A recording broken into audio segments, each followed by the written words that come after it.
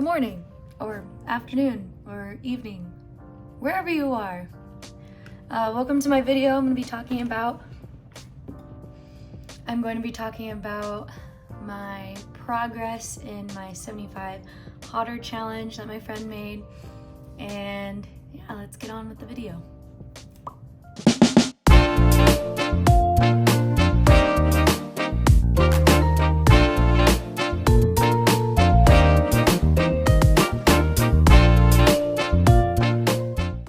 When I post this, I'll probably be halfway through my 75 days of my challenge. So that's probably like 37 out of 75. And I want to talk about what I've been doing, what I've been learning since I started. Gosh, I should be more prepared. 1 second. Okay. My rules for my 75 Hotter challenge are 1, no phone for 30 minutes in the morning and at night. So right when I wake up, I'm not gonna look at my phone. Unless it's my alarm, I'll turn it off. But majority of the time, I'm not even gonna look at texts. If I need to look at the calendar, then I will, because sometimes I have work meetings. So I need to know what time that is. And then other than that, yeah, I don't want to look at it. I noticed that I'm more, Riley girl, I noticed that I'm more calm in the morning when I'm not looking at my phone right when I wake up, and I'm not like sucked into my phone. But I did notice that that's like the first thing I grab. It's like a really bad habit of mine that I'm learning not to have. What's helped me is like my husband, he wants to be out in the sun first thing in the morning, and like we go for a walk. But yes, that's number 1. Number 2 is no sugar and no alcohol. So no sugar means just the most obvious things. Like I can't have a cake. I can't add any sugar to anything. So yeah, that's pretty much it. I've done like no sugar in anything for like 30 days, and that was hard because there's sugar in everything. There's sugar in yogurt, everything, in rice. So I'm not really doing that to that extent. I'm actually just doing the most obvious no sugar pastries, cakes, boba, love boba, just the most obvious ones. The no alcohol, that one I'm actually going to extend it. It's not just going to be for 75 days. I'm actually going to do it for the whole year. It's been a long time coming of me not wanting to drink. I don't have an addiction problem. I just don't see the benefits of drinking, and it's just a personal goal of mine to not drink for 1 year. Because I've always done, like, I don't drink often. I'm not like an avid drinker. I only drink when it's like someone's birthday or they're celebrating something, or like New Year's, like holidays. That's the only time I drink. And like I still feel really bad right after. Like my sleep is not as great, and I'm only like 25 and I'm tired even without it. Like I don't have coffee. Like it's just a personal preference of mine, and I'm just gonna go for it. I'm gonna go not drink and be dry for 1 year, because I've been wanting to do it for a while, especially when I was running a lot. I was just like, why am I doing this? Why am I drinking? I don't know. And I always have like this, I think it's like peer pressure or social, like it's a social thing for me. So if someone else is drinking, like if my friends are drinking, just to have fun. I'm like, oh, I want to join in on the fun. So I have FOMO. So yeah, that's one of my other rules, is no alcohol for the year. What I learned from the no sugar and no alcohol is that I do crave sugar a lot.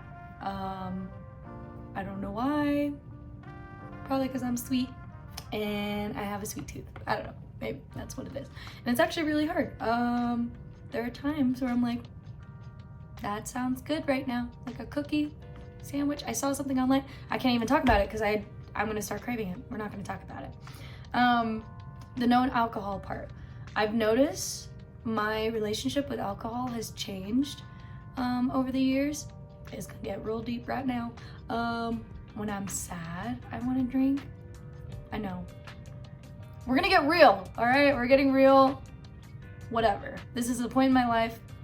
I get sad and I want to drink because I'm like, I know drinking makes me feel good, but I don't act on it. So that's just something that I'm going through, and I'm glad I'm not drinking right now because I would probably be drinking a lot. So yeah, that's one thing that I've learned during this. Number 3, numero 3, is to schedule at least one self-care day on my calendar per week. That could be pretty much anything. I have so many hobbies, so I could say, it doesn't even have to be a day, but it could just be like, today I'm going to do this. So like, say today for self-care, I am going to do 1 hour of crochet, or I'm going to do yoga, or what else do I do? I don't even know. Play my guitar for an hour, just do something that I'm like, oh, I really want to do that. I really want to get back into it, but I don't have the time to. Well, I'm gonna make time. We're making time. If you want to do self-care, you need to make time and put on your damn calendar, because I say it all the time, like, oh yeah, I'm gonna do self-care, go on through my day, and I don't do it. So yeah, that's another rule of mine. For the self-care day, it's like an act towards myself on loving myself. And I've realized that, and I always have this feeling of wanting to do something and I just don't have the time to.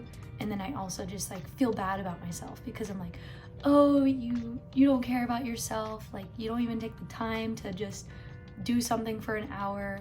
And like, now I do that, and I appreciate myself for doing that. Sorry,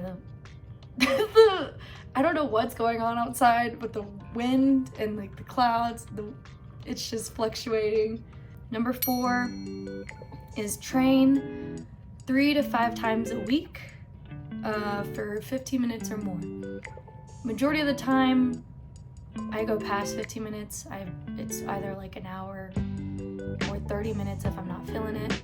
But it's a more realistic goal for me because I'm getting back into working out, and I can't tell myself I need to work out every day because it's not realistic. So what I learned from training is that it's okay to stop working out once I'm not feeling like I want to work out anymore. This is helping me enjoy working out again and being more realistic about just mindset wise. Yes, I'll push myself into like, if I'm squatting and I need to, max out on the rep or something, yeah, I'll finish that. If I'm not feeling it, even if I just like I need to make 15 minutes, that's my goal. Once I make 15 minutes, I'm done. Like, I could just go home. I tell myself I showed up, and that's all that matters, really. So that's what I've learned during training. Well, I guess another thing that I learned is that I really enjoy yoga. It's like my source of meditation in a way. essentially saying that yoga is a place for me to meditate and be more present, and that's one thing that I liked and found out about yoga. Number 5, drink half my body weight of in ounces of water per day. So for me, I drink one of these. You've probably seen them. You probably see moms running and beating each other up for a pink one. I don't know why. You could get it on Amazon. It's like $30, $35, I don't know. But this one is 30 ounces. And the goal of mine is supposed to be like 56 ounces. Honey, I drink like 60 ounces. I drink 2 of these, if not 3. And I have problems going to the restroom. I don't even just drink this. I drink this, and I drink AG1, and I drink tea. And I have to stop because I wake up in the middle of the night. I wake up in the middle of the night going pee. Going to the restroom. I don't pee on myself. I go to the restroom, sorry. But yeah, that's my goal. I've been crushing that goal, and I've been learning that I need to stop drinking around 8 o'clock before I go to bed because I use the restroom. So that's one thing that I learned. Oh, and number 6 is read or listen to a book about personal development or a source of inspiration, 10 minutes for the day, or 10 pages if I'm reading, because I read slow. Yeah, and one way for me to track these things that I will definitely link below if they have a link to it, is I use this habit tracker called Continuo. And it's really nice. It's very visual. I'm a very visual person. If you are too, I would highly recommend this. You basically put in all of the habits that you want to keep track of, and you can use it as a widget on your iPhone. I don't know if it's on Android. Sorry if it's not, but it kind of just shows you in blocks of like, okay, I didn't look at my phone this morning, and you can actually like I'll probably screen share. You can actually like drag how much you've done of the habit. So like for the 30 minutes in the morning, I drag it to the middle because I'm like, okay, I did that. And then at night I complete it like 30 minutes without my phone at night before bed. And what else? Yeah, so like it's nice because I can see on the widget what I've done and what I haven't done. I'm like, shoot, I need to like, oh, I didn't drink, I don't know, 2 cups or 2 Stanley cups. Maybe I need to get on that. Or it's a reminder of like, okay, no sugar today, or okay, no alcohol. So yeah, check it out. I'll put it linked below. So yeah, that's pretty much my challenge. I wanted to make this to kind of show the halfway mark of what I've been learning. I've tried 75 soft and 75 hard. Couldn't do it. So we made 75 harder to make it, it's just doing like creating new habits for 75 days. It's not as crazy as 75 hard or anything, but that's essentially it. But yeah, and if you're gonna join me, please let me know. Follow me on Instagram. I do post on there. My Instagram handle is serena.center. Check me out. I post funny reels on there too, so you could see more activity there, and you could see my stories or whatever, so you can see what I'm doing. Keep me accountable, guys. My accountability buddies. And if you need one, message me. We can be accountability buddies together, and we're all just trying to make ourselves better in the end. And if we don't, we don't really need to stress about it, because it's not a race. No, it doesn't matter. Yeah, I don't know. But yeah, well, thanks for joining in on the video, and see you in the next one. Bye!